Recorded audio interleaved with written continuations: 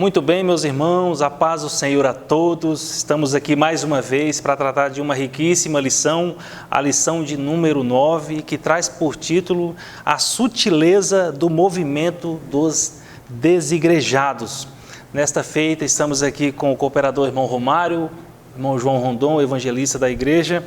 Hoje não estamos com o pastor Alexandre Munhoz, uma vez que ele está enfermo, não pôde estar conosco hoje, nos passou esta incumbência de estar levando adiante este grande projeto. Mas querendo Deus, nas próximas lições já estará conosco. Inclusive, rogo as orações de todos a favor do nosso pastor Alexandre, da família Éfeso, igreja Família Éfeso, a Assembleia de Deus aqui em Rolim de Moura, um setor específico.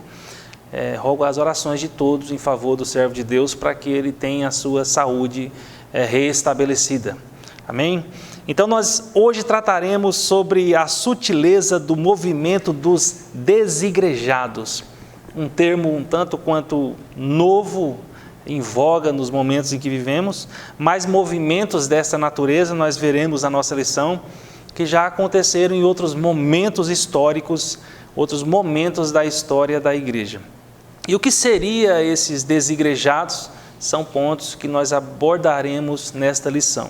E aí, em contrapartida a essas ideias dos desigrejados, nós teremos a oportunidade, nessa lição, de rememorar, reafirmar os valores e a necessidade da existência da igreja.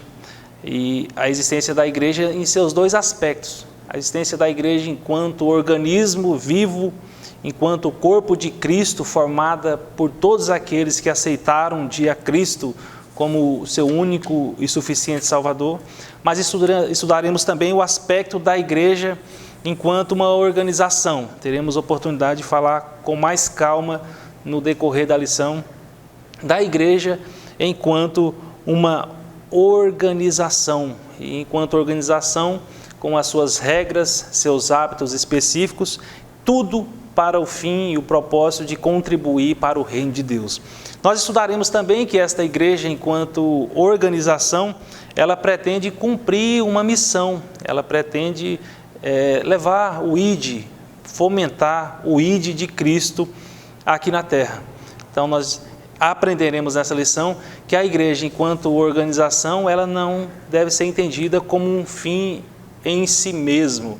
Não é a organização da igreja, a igreja não nasceu somente para esta organização, mas ela se organiza para que ela possa alcançar as suas finalidades, a sua finalidade evangelizadora. E aí nós aprenderemos também em tópico específico, que por mais que a organização, enquanto templo, enquanto escalonamento de funções da igreja, por mais que esta não seja a missão precípua, seja o meio para que a igreja alcance a sua missão precípua, que é levar o evangelho a toda criatura, isso não significa que esta parte não seja importante, como propõe, como pretende o movimento dos desigrejados. Vamos estudar sobre esse conceito daqui a pouco.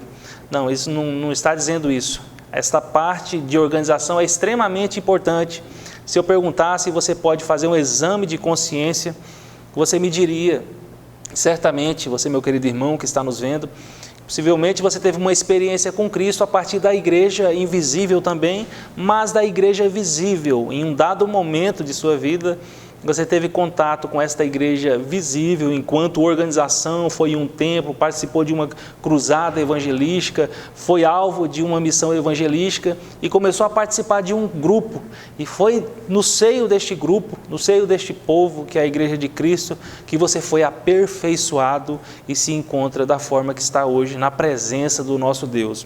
Então nós vamos verificar nesta lição a importância da igreja também enquanto uma organização, e ao ver a importância da igreja enquanto organização, estaremos também, de certa forma, refutando esta ideia que pode ser considerada como um modismo da pós-modernidade, onde as referências, tenta-se a todo momento tirar as referências, numa expressão bíblica, tirar os marcos antigos. Surge mais este modismo que quer desconstruir, que quer tirar a importância da instituição igreja física nos nossos dias. Mas nós sabemos que a igreja ela foi edificada em Cristo e as portas do inferno não prevalecerão contra ela.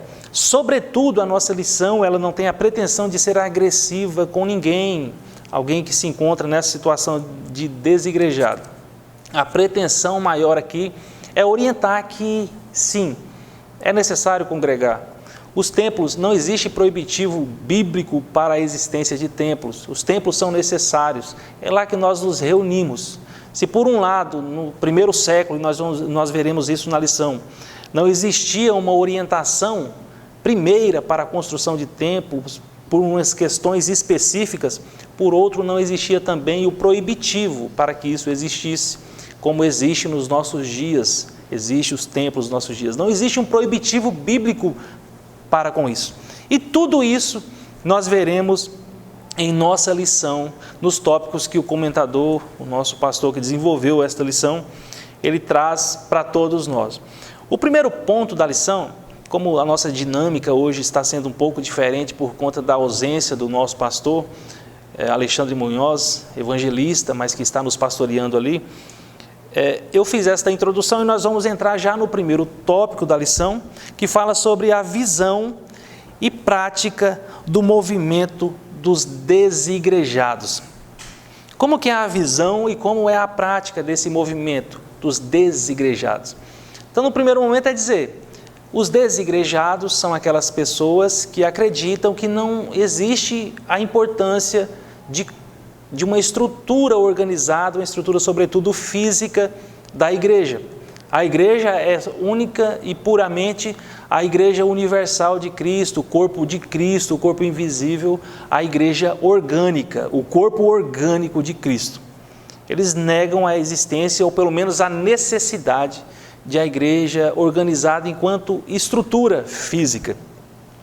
Então, no primeiro momento, os desigrejados podem ser pensados como essas pessoas, esses movimentos que têm crescido muito. Duvido que se você me dizer que ainda não ouviu até hoje alguém dizer, não, mas não precisa, para ser crente, não precisa ir ao templo. Certamente já teve uma oportunidade de ouvir algo nesse sentido. Então, no primeiro momento é isso, e eles trazem um ensino anti-institucional. O que seria um ensino anti-institucional trazidos pelos desigrejados? A ideia é que a igreja de Cristo, ela não precisa se institucionalizar, ela não precisa de um local que sirva como um ponto de referência físico. E sendo assim, não precisaria de templos, não precisaria de um local específico, o lugar do culto, não precisaria de um local, sendo o templo local para a reunião, para as orações, para que os irmãos pudessem se encontrar, não precisaria de nada disso. Qualquer lugar seria um lugar adequado para que a igreja, enquanto um organismo vivo, se encontrasse e cultuasse a Deus. Então, haveria a desnecessidade de uma estrutura física.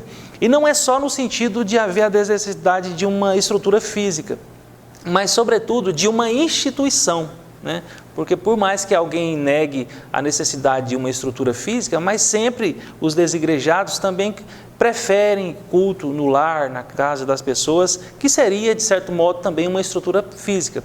Mas a igreja, enquanto instituição, com o CNPJ, um mínimo de organização institucional. É lógico, e todos sabem, que ninguém pretende que a igreja se torne uma empresa, não é isso. Mas o mínimo de organização institucional é necessária e é isso que essa lição vem nos trazendo nesse dia. E os desigrejados, eles têm essa ideia de que não é necessário nem este mínimo de institucionalização da igreja, de organização da igreja nesse sentido. Esse é um dos pontos. Nós negamos, isso seria a fala de um desigrejado, nós negamos a instituição igreja. Se por um lado eles não negam a igreja enquanto organismo vivo, o corpo de Cristo, o corpo universal de Cristo, formado por crentes de todos os lugares, mas nega a igreja enquanto instituição, um lugar, um templo devidamente regulamentado, com CNPJ e etc.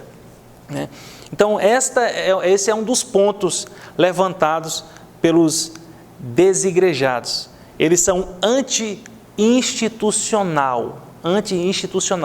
A justificativa para isso é que, segundo eles, a partir de estudos, que é possível chegar realmente a informações como eles colocam, a igreja ela se tornou instituição com Constantino, a igreja do primeiro século, a igreja cristã antes do catolicismo romano, ela não era uma instituição, ela era mais voluntária, espontânea, era um cristianismo mais espontâneo, não existia uma instituição. Mas conforme muito bem o comentador da nossa lição coloca aqui, no primeiro século se deu desta forma, não por haver um proibitivo de um mínimo de institucionalização, mas por conta das experiências e da situação que se encontrava a igreja no primeiro século em um contexto de perseguição pelo Império Romano.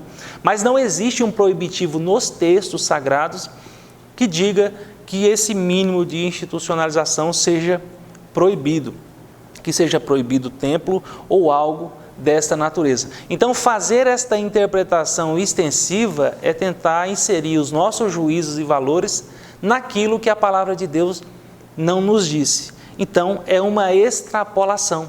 E aí nós convidamos aqui a todos, sim, a igreja ela pode se organizar enquanto instituição, desde que essa organização enquanto instituição não seja um fim em si mesmo, não seja a razão de ser da igreja, mas ela se organiza enquanto instituição para que assim se utilize desse mecanismo institucional para cumprir a sua missão precípua. É uma questão de se organizar para que possa fazer com mais perfeição a vontade do Mestre, a vontade de Cristo.